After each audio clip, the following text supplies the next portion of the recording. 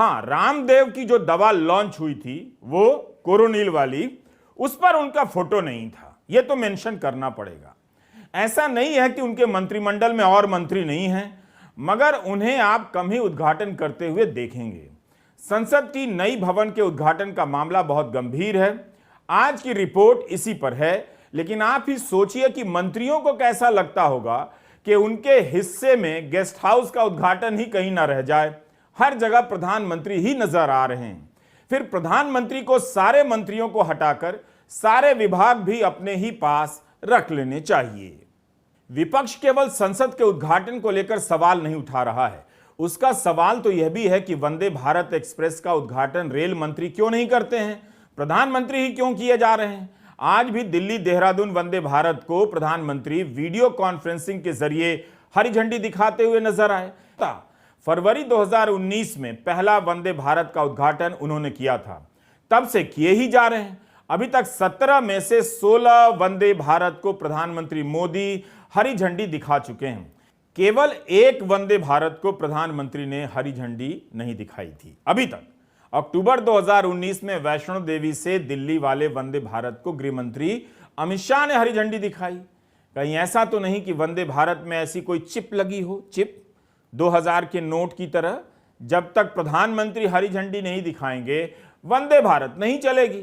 भारतीय रेल की दूसरी सभी तस्वीरें मीडिया से गायब हैं। तमाम ट्रेनों को लेकर जनता परेशान है, मगर हर जगह वंदे भारत की तस्वीर है, क्योंकि देखने में यह आकर्षक लगती है। इंडियन एक्सप्रेस की यह रिपोर्ट 25 मई यानी आज की है। रेल मंत्रालय को 75 वंदे भारत लॉन्च करने में कई दिक्कतें आ रही हैं, इसलिए 8-8 कोच की ट्रेन लॉन्च की जा रही है। आमतौर पर 16 कोच की ट्रेन होती है, लेकिन यहां तो एक ट्रेन से काटकर 2 ट्रेन बनाकर अभी लॉन्च किया जा रहा है, ताकि हर ट्रैक पर यह खूबसूरत ट्रेन नजर आए, लोग आकर्षित होते रहें। शुरू में कहा गया कि इसकी रफ्तार अधिकतम 160 किलोमीटर प्रति घंटे तक जा सकती है, मगर जो अभी चल रही है उनकी औसत गति 64 किलोमीटर प्रति घंटा है। कहां 160 किलोमीटर प्रति घंटे का दावा और कहां 64 किलोमीटर प्रति घंटे की रफ्तार। देख लीजिए, 2024 के चुनावों को देखते हुए कुछ खास चीजों पर जोर रहेगा। विदेशों में भारत का नाम टॉप पर रहेगा, काम पर नहीं, नाम पर। नाम तो हमेशा से था और हमेशा ही रहेगा, उस नाम से क्या हुआ यह नहीं बताया जाएगा। दूसरा, रेलवे स्टेशन को चमकाया जा रहा है। और तीसरा, वंदे भारत, ताकि देखकर लोग मान लें कि काम तो हो रहा है, कुछ नहीं हुआ तो कम से कम यह हो रहा है। सारा जोर दिखाने पर है। विदेश दौरे से लौटने पर बीजेपी के नेता गाजे बाजे के साथ प्रधानमंत्री का एयरपोर्ट पर स्वागत करने पहुंच गए।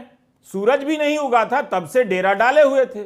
प्रधानमंत्री ने वहां भाषण दिया, जबकि ऑस्ट्रेलिया की यात्रा के दौरान वहां का जो कार्यक्रम था उसके कई आयोजक बीजेपी से जुड़े हुए थे।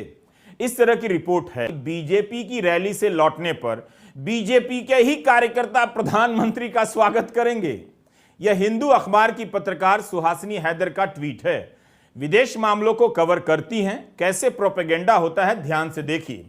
अंग्रेजी अखबार हिंदुस्तान टाइम्स ने अपनी रिपोर्ट में लिख दिया है कि अधिकारियों ने यह बताया है कि G7 के बाइडेन सहित कई नेताओं ने मोदी से भारतीय राजनीति में इतने लंबे समय से टिके होने का राज पूछा, क्योंकि वे क्वाड सम्मेलन में सबसे वरिष्ठ नेता थे।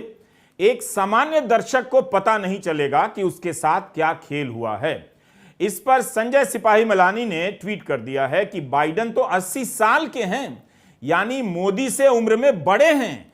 1972 से अमेरिका के सीनेट के सदस्य हैं, तो क्वाड में सबसे वरिष्ठ प्रधानमंत्री नरेंद्र मोदी कैसे हो गए? तो इस तरह से प्रोपेगेंडा हो रहा है। अमेरिका के अखबारों में क्या इस तरह की बातें छपी हैं कि बाइडेन ने मोदी से ऑटोग्राफ मांगा है? इसी पर सुहासिनी हैदर ने अपने ट्वीट में चेतावनी दी है कि विदेश मंत्रालय के अधिकारी ऐसे कमरों में विश्व नेताओं के बीच हुई बातचीत के बारे में जानकारी लीक कर रहे हैं, जहां उनके अलावा कोई और नहीं होता। ऐसा करना कूटनीतिक मर्यादाओं का उल्लंघन है और प्रधानमंत्री मोदी को भी अजीबोगरीब स्थिति में डालने के जैसा है। क्या यह बात प्रधानमंत्री नरेंद्र मोदी की जानकारी में नहीं होगी?